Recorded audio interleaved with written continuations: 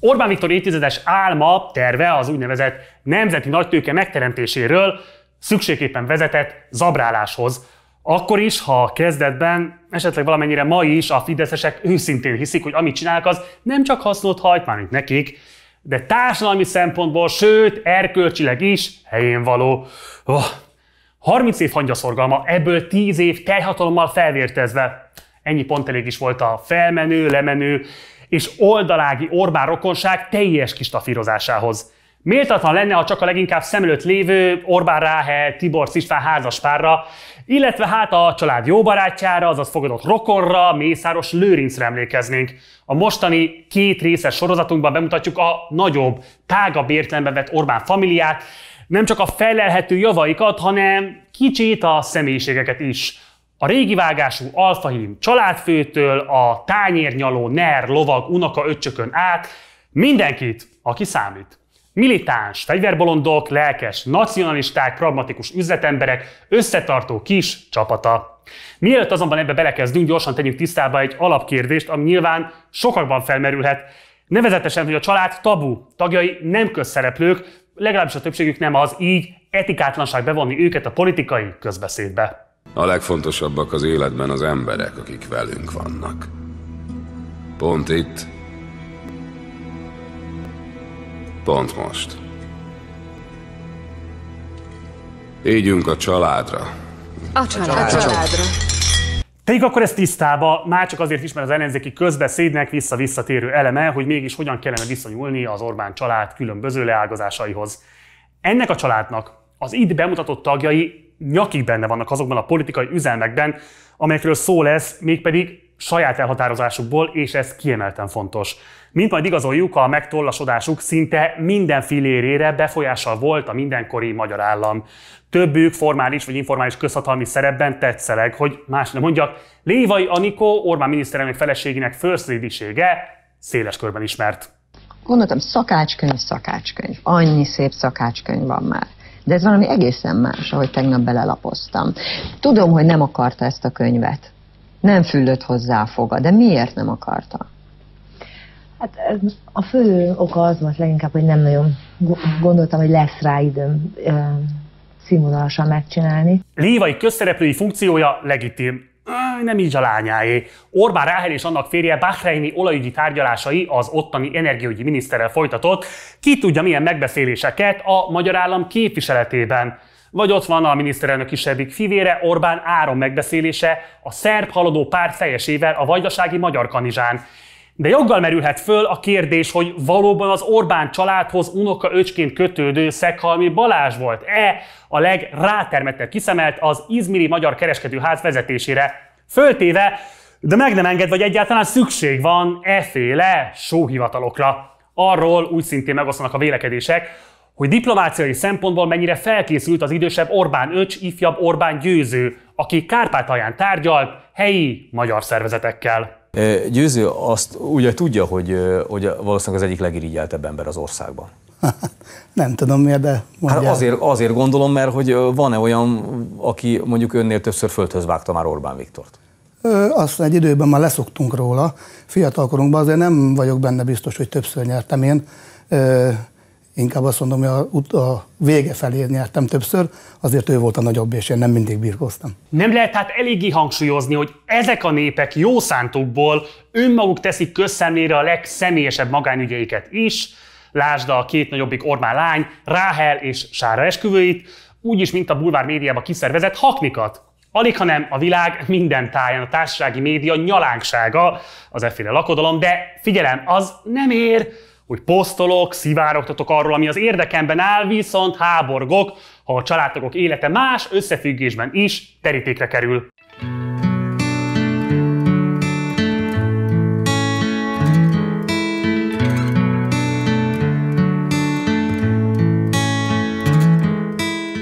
Ellenértként persze felmerül a magánszféra kiteregetésének egy sajátosan hazai és meglehetősen ízlés, illetve erkölcstelen változata is.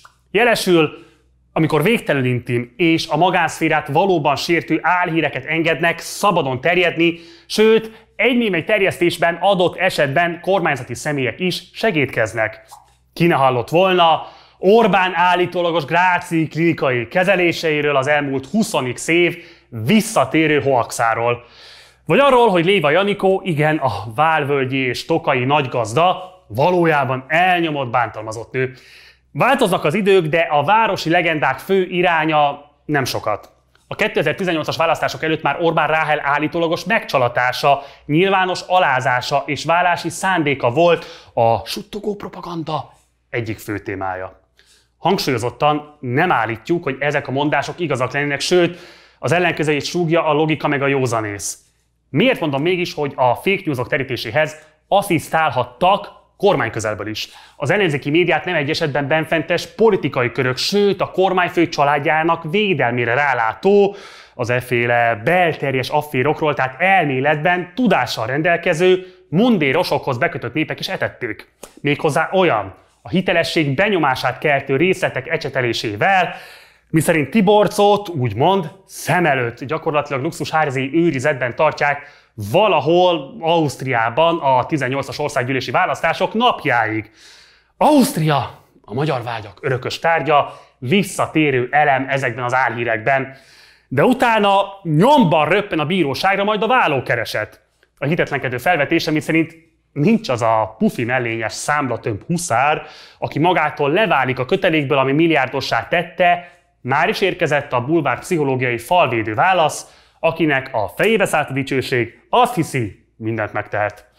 Játszunk el a gondolattal, hogy a számos megkínált média közül akár csak egy is hitelt ad a zavaros mondásoknak. Már csak azért is, mert több irányból valóban hitelesnek tűnő forrásból is érkeztek. Nagyjából a következő 100 évre diszkvalifikálta volna magát a szerkesztőség, a bónusz pedig plusz 2 mandátum a választáson. Múltkor Kecskeméten voltam, és tiszta véletlenül hallottam egy kórházi dolgozótól, és most mondok olyat, amit valószínű azt mondjátok, hogy abszurd, hogy oda viszik Orbán feleségét mindig, amikor összeveri. A kecskeméti kórházba rakják rendbe. Na de hát beteg ember az ország ez egy élén. magát elég régóta tartó mendemonda. Mendemonda is, tessék már mondani. Nem magyar mondás az is, hogy nem zörög a haraszt, a szél nem fújja. Nagybandó András minden egyéb érdemei mellett itt súlyos hibát követett el, ami több is, mint hiba. Kínos, buta, kártékony megszólalás, amely minden ténybeliséget nélkülöz. Ellenben sokak számára hitelesítheti az asszonyverő Orbánról szóló évtizedes, soha nem bizonyított, méltatlan hazugságokat. Nagybandó egyébként bocsánatot is kért később ezért az interjúért. Mintha nem lenne épp elég baj az emberünkkel, hogy még légből kapott baromságokat kelljen róla kiagyalni. Teljesen fölösleges. Érdemes ugyanakkor végig gondolni, hogy miért tudhatnak ilyen erővel terjedni ezek a híresztelések. A mi megfejtésünk, hogy részben azért is, mert hiányzik a transzparencia, nem tudhatóak a családi viszonyok és azok beköttetései az államigazgatás különböző formális és informális szintjeire. Mindez pedig amellett szól, hogy a családtagok hiteles portréja közügy. Mi ennek megfelelően dolgoztunk. Az Orbán családról szóló műsorunkat 2 részben publikáljuk, ez most az első epizód. Ha eddig még nem iratkoztál volna fel, akkor mindenképpen iratkozz fel a csatornára, ha tetszik a tartalom, akkor szállj be a finanszírozásunkba a Patreon oldalunkon, ennek a linkje itt a leírásban megtalálható. Én Gulyás Márton vagyok, ez pedig a Partizán Info, kezdjük!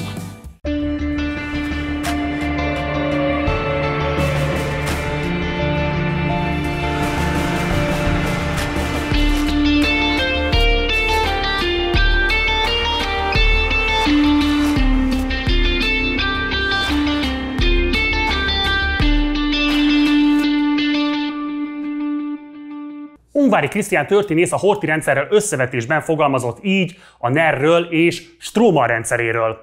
Azt a típusú egyszemélyes vezérpártot, amelyben a pártvezető személye és akarata annyira mindenható, mint ma Orbán Viktoré, és ahol a leggazdagabbak nem jelentéktelen része a kormányzat Stromanja, 1944 előtt nem lehetett megvalósítani. Ennél még a szélsőjobb pártokban is tagoltabb hatalmi viszonyok uralkodtak.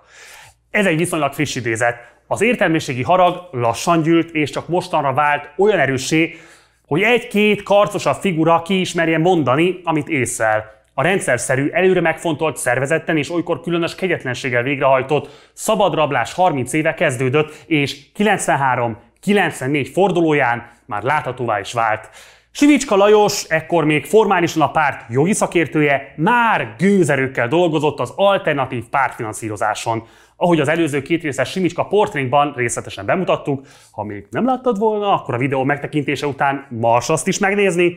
Szóval, ahogy azt már korábban elmondtuk, a fideszes eredeti tőkefelhalmozás az úgynevezett székház értékesítéssel történt meg, amiből 1,5 milliárd forint került a Fideszhez. Aztán egy olyan társaságban pedig másoknak is föl van téve a kérdés, egyébként nem csak nekünk. Hogy székház eladás az például morális kérdés vagy nem. Nincs Magyarországon olyan párt, mikor megkapta a székházait, ne kért volna be üzleti ajánlatokat. Azt is meg tudom mondani, csak ez nem tartozik ide, kitől, hogyan és milyen konstrukcióban. Az ügylet idején tőkésedtek fel a Simicska-féle pártközeli cégek is, és olyan is akadt közöttük, amelyik nyomban fontosnak érezte, hogy befektessen Orbán Viktor édesapjának bányájába. A jövő tehát már a 90-es években elkezdődött. De ki is a családfő, azaz ki az idősebb Orbán Győző? A jelenleg 80 éves vállalkozónak már az apját is kemény fából faragták. Orbán Mihály csepeli dokmunkás volt, a család illegális kommunistákat is bújtatott a II. Világháború idején. Később telepedtek le a Dunántúlon. Orbán Mihály felcser lett a Felcsúti Termelőszövetkezetben, 50 évesen letette az érettségi vizsgát. Kezdetben úgy tűnt, fia Győző követi az apját a pályáján. Állategészségügyi szakközépiskolában tanult, később azonban váltott. Már a munka mellett felsőfokú üzemmérnöki képesítést szerzett. Később a Gánti kőbánya üzemmérnöke, majd igazgatója lett. A bánya juttatta szolgálati lakáshoz a családot egy székesfehérvári lakótelepen, amiről a későbbi kormányfő Orbán Viktor úgy emlékezett utóbb, hogy lenyűgözte a hideg-meleg folyóvíz luxusa. Az apa kemény nevelési elveiről sok szó esett, maga Orbán is mesél az egyik legemlékezetesebb verésről, amit édesapjától szenvedett el. E szavakkal kommentálva az esetet: nagyon utáltam akkoriban az öregemet. 9 után nem mehetek el otthonról, akkor ez volt a rend. És ugye ezzel kapcsolatom pont utána volt, és én mondtam, hogy én meg elmegyek. Mondták, hogy szó se lett, hogy én mondtam, hogy elmegyek, mondták, hogy nem, és fölöltöztem, és elindultam. Apám utolért az ajtón, és hihetetlenül megvertem, emlékszem. Nem tudtam másnap reggel fölkelni, de nagyon, szóval, hogy belém is rúgott néhány rendesen, szóval, hogy egészen ő is nagyon kiborult, szóval ment előtt ez a duma, hogy én elmegyek, nem mész, elmegyek, szóval volt egy, ráhergeltük egymást, és aztán az erősebb győzött, és emlékszem rá, hogy nagyon utáltam ebben az időben az öregemet. Azt, hogy vissza is lesz, Nem, apám az egy ilyen szempontból egy ilyen nagyon erőszakos ember egyébként, és nem, sőt a kezem mindig, emlékszem, amikor megvettek a kiabát is, hogy tedd le a kezed, meg ilyeneket mondott, hogy emlékszem, elég rossz élményként mondott mindezben, nem? Orbán Viktor édesanyját, Orbán Győző feleségét teljesen más fából faragták, de neki is fejtörést okozhatott legidősebb fia lázadó természete. Nem lényegtelen azonban az otthonról hozott hagyomány. E tekintetben az édesanyja példája dicséretes. Szeretettel és hatékony pedagógiával foglalkozott a cigány gyerekekkel, a seregélyesi kisegítő iskolában dolgozott. Orbán Győzőt nem igazán érdekelte a politika, de ügyesen alkalmazkodott. Pünkösdi Árpád Szeplőtelen fogantatás című cikksorozata az Orbán Viktorra vonatkozó állambiztonsági iratok nyomán idézi az apa állambiztonsági jellemzését. Orbán Győző többszörös kiváló dolgozó, aranykoszorús szocialista brigádtag, 1966-tól párttag, előbb KISZ patronáns, később propagandista. Társadalmi fejlődésünkről alkotott véleménye következetes kommunista, amely érezhető gyermekei tudati nevelésében is. A család anyagi gondjai akkor kezdtek enyhülni, amikor Orbán Győző 1982-ben Líbiában kapott bányakutató mérnöki szerződést, államközi szerződés alapján. Az igazi aranyeső mégis a spontán privatizációval jött el nekik is. A Gánti bánya a Dél-Dunántúli kőbánya vállalat üzeme volt. A Délkőnek, később Panolitnak nevezett tröszt hatalmas állami cég volt, a fél ország bányái a fennhatósága alá tartoztak a Dunától nyugatra. Amikor már érezni lehetett a változás szelét, pár üzemegység, köztük a Gánti, az önállósodás mellett döntött, egyelőre állami vállalatként. Majd az Antall kormány idején Bot Péter Ákos ipari minisztersége alatt megkezdődött a spontán privatizációnak nevezett folyamat is. A vállalatok gazdasági társaságokká, a Gánti kőbánya például Kft.V. alakult, amit megvehettek a vezetők, akár magukban, akár a dolgozókkal közösen, akár külső befektető segítségével, csak vigyék.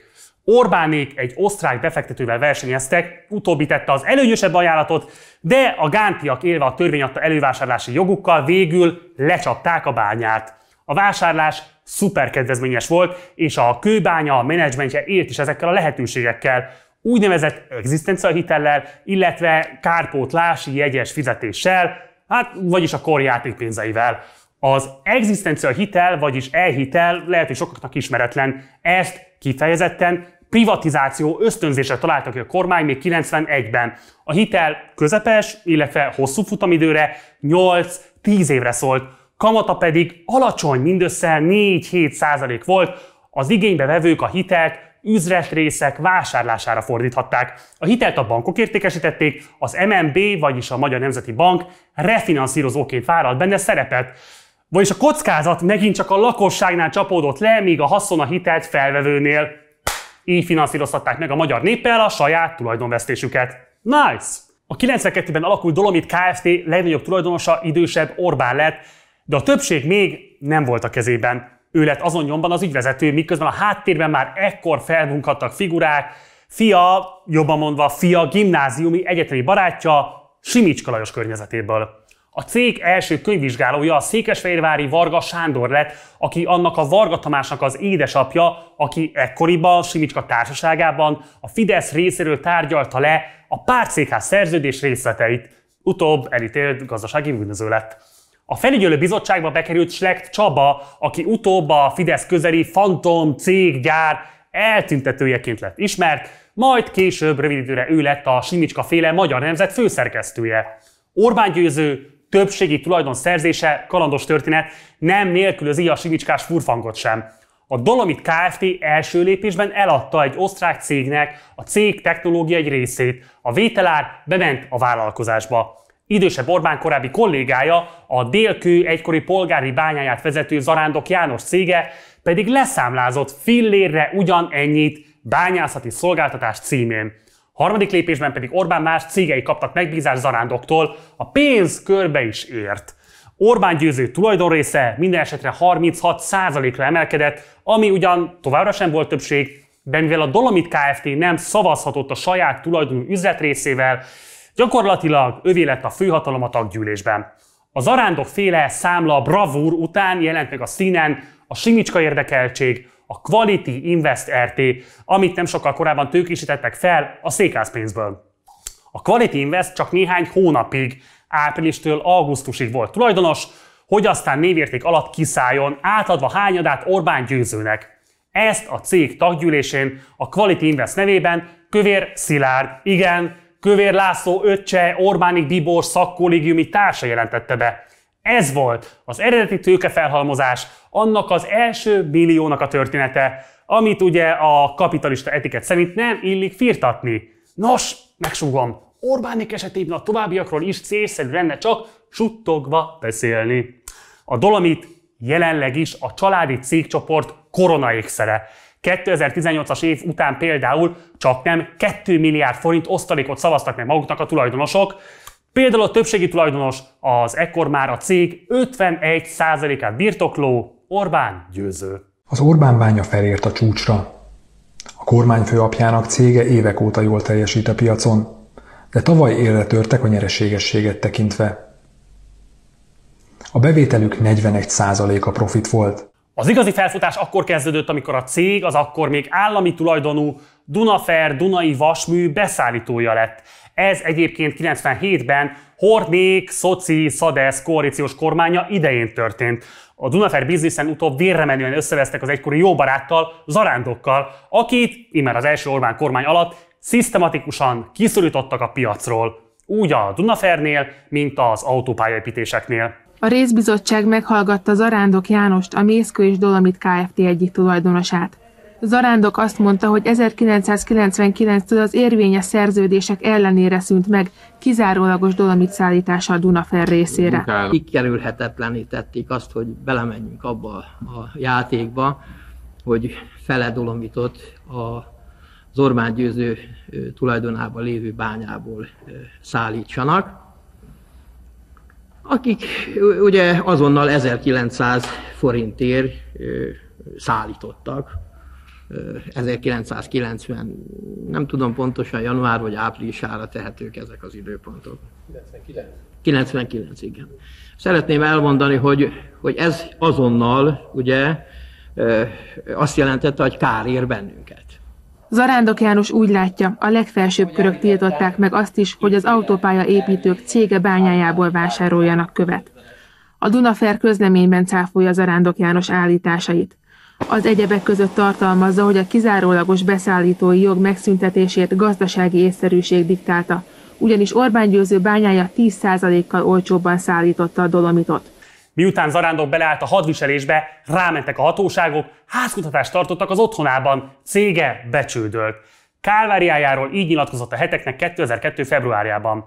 Attól a perctől kezdve, hogy Orbán Viktor miniszterelnök lett, folyamatosan akadályozzák, sőt, lehetetlenné teszik a bányászkodáshoz szükséges szakhatósági engedélyek kiadatását. Hatalmas mennyiségű engedélyre van szükség új bányák nyitásához, de a régiek folytatásához is. Mindig akadt egy tisztségviselő, aki kiszolgálta ezt a helyzetet. Nézze, ma a Fidesz kormánnyal szemben fellépni szó szerint életveszélyt jelent. Ez a csapat csak az erőnyelvén ért. A pénz ma nem ad biztonságot, csak a hatalom. A hatalom meg mindenhol jelen van, és akkor viszi el a zsákmányt, amikor akarja. Azt látom, ami a Dunaferben zajlik, az az egész országban jelen van. Figyelem, Zarándok szavai 2002-ből származnak. Zarándokról azóta nem igen hallani. Idősebb Orbán cégbirodalma azonban köszöni, römökül van, burjánzik. Került Tőzegbánya, jó eséllyel az ő hahóti virágföldjébe palántázod a muskát illat, te is, szállítmányozó vállalkozás, meg amit még akarsz. A legfrissebb szerzemény tavalyi egy ingatlan befektető cég, a PSU Kft., amit nem mástól, mint Csányi Sándor bankár fiától vett át idősebb Orbán Győző. Az öreg, nem kifejezetten egy zöld aktivista, 2015-ben nagy vihart kavart, hogy nemzeti park szomszédságával tervezett gigantikus hulladéklerakót. Erről ugyan letett, de a tőzeget jó ideig törvény erejével védett lábvidéken termelte ki Zalában. A bicskelyek pedig arra panaszkodtak, fulladoznak Orbánék dolomitporától. Ezen a videón jól látszik, milyen, amikor az ablakok alatt dübörögnek el a kamionok, forgószélként kavarják a port az utcán. Az itt élők megelégelték, hogy 2011. október óta minden nap, hétvégén is egyre csak jönnek a kamionok. Van olyan, hogy naponta jön 40-50, sőt van olyan, hogy több is. Reggel 6 órától este 9-ig várható a kamionmozgás. A kamionok Orbán Viktor édesapjának, Orbán Győzőnek a Gánti Dolomit bányájából hozzák a követ. Itt pakolják vagonokba és viszik tovább a szállítmányt. Ha nincs por, akkor itt akkora sár van, hogy bemenni az udvarba, az lehetetlenség, úgyhogy meg hát minden tönkre megy a kertünkbe, kiteregetni nem lehet. Kerestük a szállítmányozó céget, amely szintén az Orbán család tulajdona, de az igazgató ma épp külföldön volt. Orbán Győzőt azonban elértük telefonon, de nem akart nyilatkozni. Annyi hozadéka minden esetre volt az Zarándokféle afférnak, hogy a család immár nem nyílt sakkal szerződik az állammal, illetve a fideszes önkormányzatokkal, de ettől még nagyon is csurran, cseppen, ömlik. A közpénz méghozzá a közbeszerzési nyertesek beszállítóiként. Ezt mutatta be a Direkt 36 cikke 2017-ben. Ekkor csatornázási munkákat, vasút és autópályaépítő beruházásokat leltek, amelyek valamiért nem tudtak meglenni az Orbán bányák alapanyagai nélkül. A cégekben a családfő általában a középső fiával, ifjabb Orbán Győzővel dolgozik együtt, a legifjabb fivér Orbán Áron vezette egy ideig a fuvaros vállalkozást, de ő az utóbbi években eltávolodott, fizikailag is, átköltözött a Duna túlpartjára, Fótra. Érdekes sztori az övé is, de róla majd később. Ifjabb Orbán Győző a kárpátaljai magyar portálnak, a kárpátalja.net-nek tárulkozott ki a legalaposabban. Innen tudható, hogy a Dunaivárosi Műszaki Főiskolán végzett karbantartó üzemmérnökként, majd mérnök közgazdász másoddiplomát is szerzett. Az interjúból kiderül az is, ifjabb Győző a Niké Sportegyesület vezetői társaságában járt Kárpátalján, ahol a Kárpátaljai Magyar Kulturális Szövetség és a Magyar Pedagógus Szövetség vezetőivel is tárgyaltak. Idézem, az azonos értékszemlélet mellett, így 40 felett úgy érzem, kezdünk egyre inkább hasonlóan gondolkodni, mondja ifjabb Győző bátyjáról, Orbán Viktor miniszterelnökről. Szintén az interjúból tudni, hogy kedveli a veszélyesnek titulált sportokat, az pedig már az átlátszó mutatta be, hogy a vállalkozó hobbija a repülés. A család egyik cége tulajdonában lévő Autogiro Calidusszal légi bemutatókat is vállal. Repülő és a helikopter közötti átmenetnek mondható kisgép a légijármű lajstrom szerint jelenleg is a Hahó Tőzek Kft. Nevén szerepel. Ifjabb Orbán Győző tehetséges birkózó volt tinédzserként, ma is rendszeresen lejár az öreg fiúk edzéseire. 2008-ban veterán Európa-bajnok volt.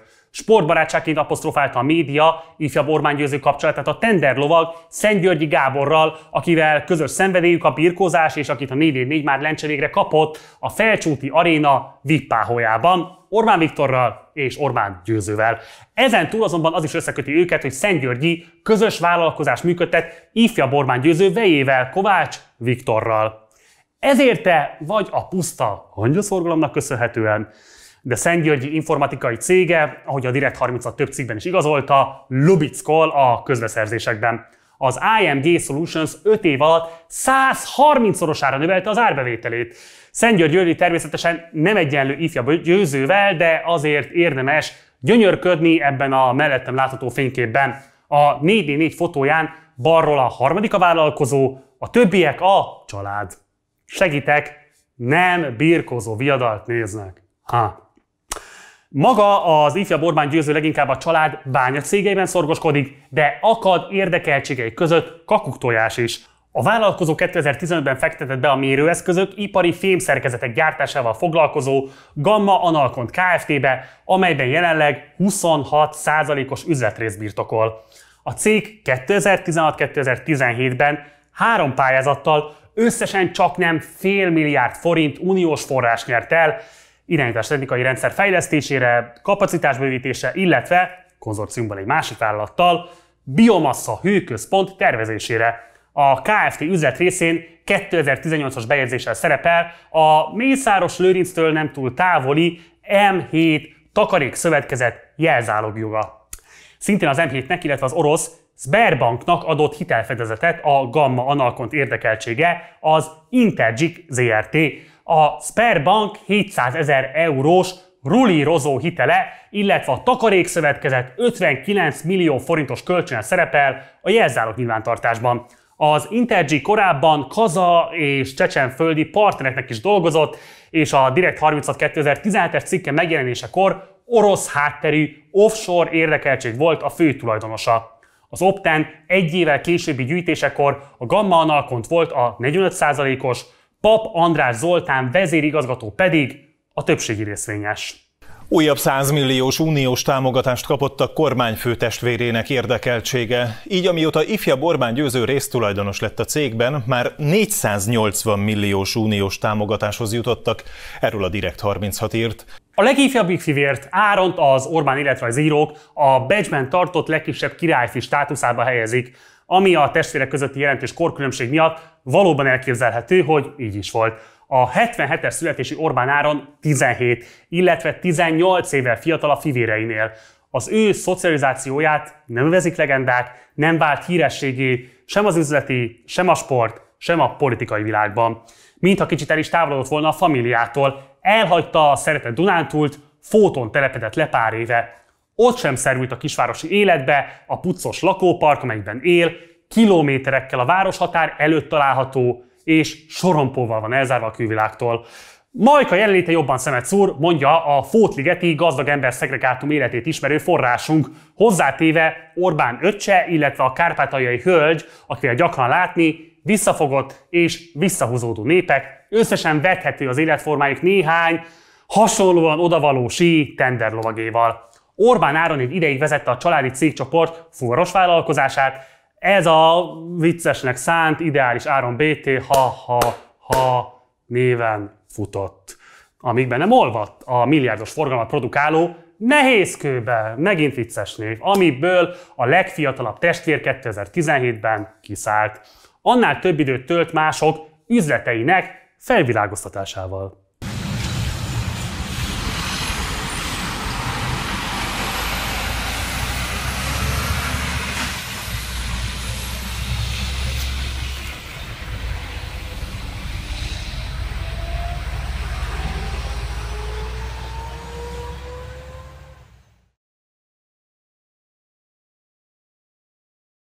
Orbán Áron a Facebookon nagyon durván fegyvermániás figura benyomását kelti. Nyilvános posztjaival egyrészt a szabad fegyverviselés mellett kardoskodik, másrészt maga is reklámozza bizonyos Global Arms Hungary fegyverbolt által kínált portékákat. És nem csúzikról beszélünk, általában ő maga pózol ezekkel az életkioltó eszközökkel. Mutatunk egy videót az oldaláról, előre szólunk, a zenét nem mi vágtuk alá, hanem ő.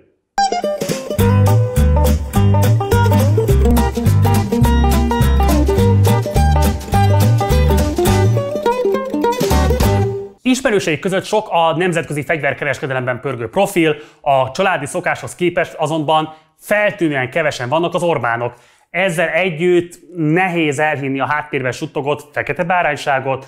A fegyverbizniszben utazók között például azt suttogják, hogy Orbán Áron politikus bátyja nem lelkesedik öccse új bizniszéért. Mi azonban kételkedünk. Dezinformációnak tűnik ugyanis a mondás, például annak fényében, hogy nem régen, tavaly novemberben jelent meg hír arról a szerbiai magyar Delhír portálon, hogy Orbán Áron, a magyar miniszterelnök öccse, minőségben találkozott Magyar Kanizsán Nebojsa Rakittyal, a szerb haladó párt politikusával, a település polgármesterével, akivel egy Orbán portré alatt fotózkodtak. A boltocska tulajdonosi háttere nincs messze a nervilágtól. Global Arms Hungary néven nincsen cég nyilvántartva. Mivel az üzlet a főváros 5. kerületében található, megnéztük a belváros Lipótváros önkormányzatának nyilvántartását, mégis ki az üzemeltető. Ez szerint az üzletet bizonyos Spec Ops Hungary Kft. Működteti, és ennek a cégnek a kormányhivatal adatbázis alapján meg is vannak a szükséges forgalmazási engedélyei. Az állami tulajdonú, harcászati eszközök felújításával, fejlesztésével foglalkozó HM Kurus Zrt.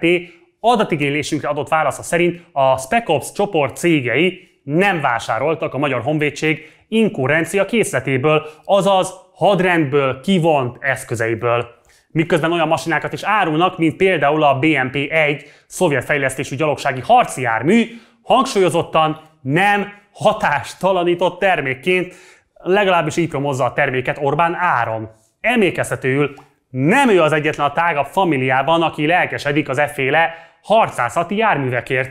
Mészáros Lőrinc bicskei dácsáján az átlátszó által BRDM-2-es páncélozott felderítő járműként azonosított katonai járgány parkol. A Spec Ops Kft. A Multishoot Zrt. Révén Tűzkő Nándor nőgyógyász szakorvos, a budapesti Szent Margit Kórház szülészeti osztályvezető főorvosának befektetése. A doktor üzletemberként sem ismeretlen korábbi investíciójáról, az Ott van enyertéről megvolt? Ott van. Szóval erről a G7 portál is cikkezett, azt írva egyebek mellett, hogy kolumbiai, dubai, nigériai és kongói üzletekben érdekelt. A HVG pedig Tűzkő munkaerő kölcsönzési befektetését ismertette, megemlítve, hogy a doktor a mészáros érdekeltség MKB Bank önsegélyezési pénztárában igazgatósági tag. Más kapcsolódás is sejtetni engedi, hogy Orbán Áron bátyja rezsimje nem hagyja az útszélén. Szintén a közösségi profilból tudható, hogy Orbán Áron fiatalabb bátyjához hasonlóan szenvedélyes pilóta. Mutatunk egy videót, amin látszik az általa vezetett repülő üzemeltetőjének a neve is, Fly Coop.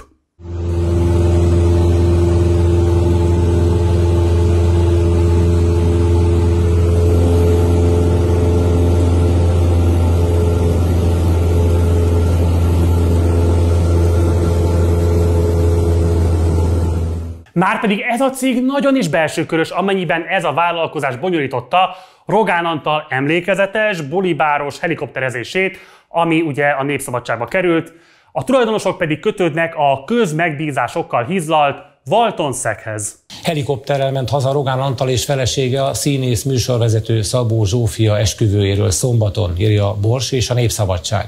Hétvégén egy vidéki esküvő után Rogán Antal egy helikopterből kiszállva átült egy limuzinba. A héten kiderült, hogy ezt az utazást nem a miniszter, hanem feleségének egyik üzleti partnere finanszírozta. A fiúk 3 vannak testvérek, de a szülők nevelték fel idősebb Orbánné elárvult unokahugát, Vitézi Zsófiát is a lány tinédzser kora után. Orbán Győzőné született Sipos Erzsébet testvére, Sipos Katalin, a Társadalomtudományi Intézet elismert szociológus munkatársa volt, fiatalon meghalt. Évekkel korábban elvált férjétől, Vitézi László dokumentumfilmrendezőtől, és egyedül nevelte a lányukat. A család összezárt. Zsófia velük élt az egyetem megkezdéséig. Az Orbán unokatestvér utóbb ismert újságíró lett, számos konzervatív kiadvány, köztük családi érdekeltségek szerkesztője. Egy ideig vezette a Budapesti Fesztiválközpontot, de immár évek óta a brüsszeli Magyar Kultúrképviselet, a Balassi Intézet kulturális tanácsosa. 2016-ban házasságot kötött a mexikói származású séffel, Carlos Villegasszal, aki LinkedIn profilja szerint szintén brüsszeli bürokrata, az Európai Parlament jogi asszisztense. A bökkenő csak az, hogy az EP oldalán az asszisztens kereső nem mutat ilyen nevű munkatársat, de dolgozunk az ellentmondás feloldásán, innen is megköszönjük minden ilyen segítséget. Vitézi Zsófia apja, Vitézi László filmrendező, egy sor fontos és meghatározó alkotás szerzője, személyes kedvencem a Békeidő, illetve a Vörös Föld, de számos egyéb kiemelkedő filmje van még. Nagyon nagy kár, hogy ezek a filmek ma már beszerezhetetlenek. Vitézi sokáig fideszes delegált volt a médiatanácsban, rendszeres nyertese a különféle állami média mecenatúra pályázatoknak. 2018-ban például 2 által rendezett film kapott 120 millió forintot, egy pedig 5,6 milliót, valamennyi producere a kormánykedvenc, Gálamista Gábor volt. Mindez az NMHH média tanácsa országgyűlési beszámolójából tudható. Harmadik házasságából Hankis Ágnes volt fideszes EP képviselőtől, jelenlegi médiatanács tagtól született fia, azaz Zsófia féltestvére, Vitézi Dávid a tarlós időszakban a Budapesti Közlekedési Központ vezérigazgatója volt, előtte és azóta is függetlenített közösségi közlekedésügyi megmondó embert, újabban a Karácsony vezette fővárosi önkormányzat ellenében létrehozott Budapest Fejlesztési Központ igazgatója. Mi a központ feladata?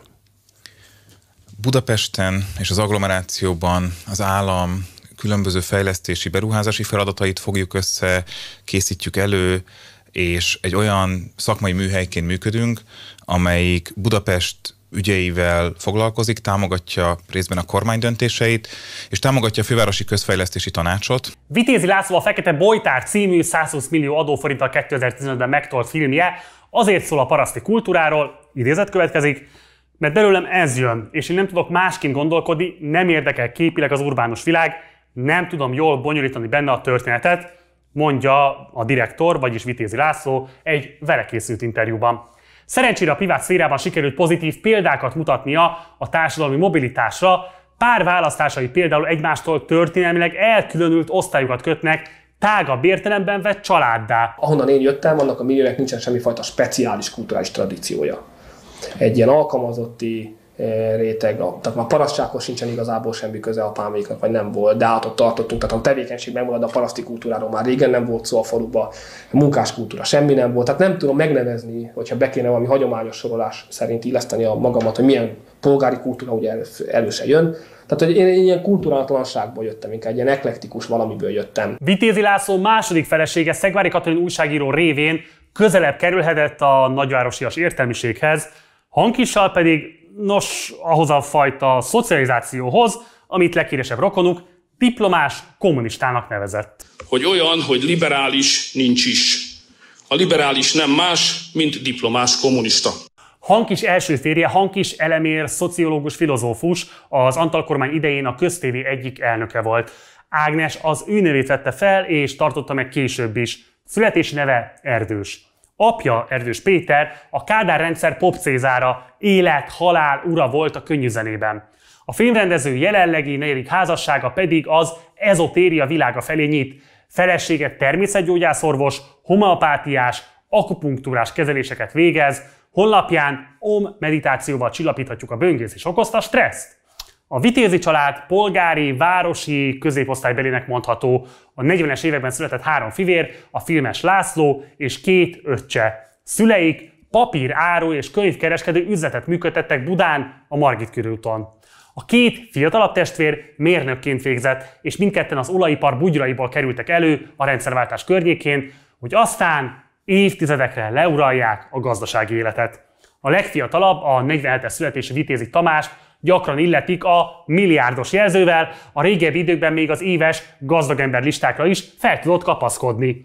Cégeinek jelen állapotát nézegetve azonban inkább jut az ember eszébe az, hogyha bedőlőben vannak a vállalkozásai, de mégis mágnásnak szeretnél mutatkozni, akkor jól teszed, ha a rokonságban állsz a miniszterelnökkel.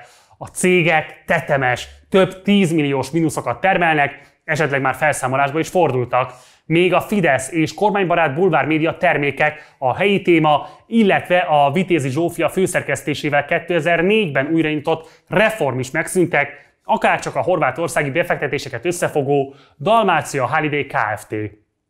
A második generációnak ugyanakkor Vitézi Tamás ágán is csúran csöppen. Lányának, Vitézi Ritának a férje Crespo Rodrigo színész, aki a fideszes önkormányzat szavazataival a Tatabányai Jászai Mari Színház igazgatója lett. Vitézi Tamás a Ganz főmérnökeként indult, de párhuzamosan aféle seftesként is ügyeskedett, a Solymári Rozmarin TS melléküzemeivel kereskedett, azzal a Figyelő 2010-es cikke szerint. Ekkor ismerkedett meg a szövetkezet kereskedelmi vezetőjével, Vásárhelyi István, későbbi SZDSZ-es politikussal, az APV-RT elnökhelyettesével, illetve Vásárhelyi sógorával, Pok László majdani szoci pártkassa maherrel. Pukkal utóbb is volt közös pontjuk. Az MSZP pénztárnoka 2002-ig, Vitézi 2003-tól volt érdekelt, az akkor Schenk és Társai Kft. Néven futó, jelenleg MGU Magyar Gumi újrahasznosítóként felszámolás alatt álló cégben. Ezzel együtt Vitézi Tamás úgy szintén aféle diplomás kommunista, a Tocsik botrány kirobbanásáig az SZDSZ tagja volt. Az Orbán győző vagyonosodásakor már pedzegetett első milliót Vitézi Tamás nem kevésbé kalandos módon gázkereskedelemmel kereste. Orosz és ukrán oligarchák között a legjobb iskolában kapta a kiképzést. A Menedzser magazin a 2007-ben adott online, sajnos elérhetetlen interjúban így beszélt erről. Baráti kapcsolatok révén elvetődtünk Ukrajnába, ahol megkérdezték, akarunk-e földgázt venni. Bementünk a mallba és elmondtuk, hogy mit szeretnénk. Különös szerencsére val Vitézi a 90-es évek elején leszerződött az akkor még teljesen állami tulajdonban lévő olajtársasággal, zöldfülűként egy addig az energetikai piacon ismeretlen vállalkozás nevében.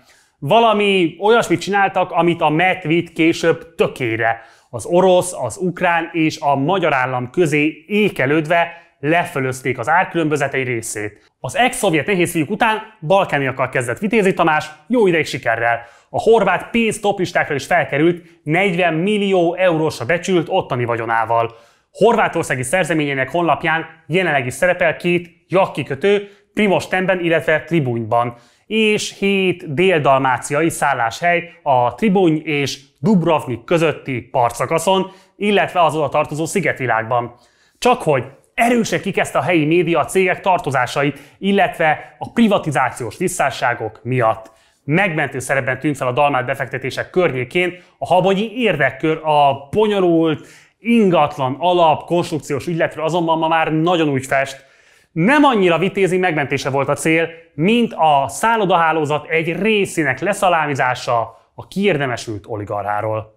Bizonyos hippis lazaság más Vitézikre is jellemző, már amennyiben a gazdálkodással kapcsolatos adminisztrációs és egyéb fegyelmet nézzük.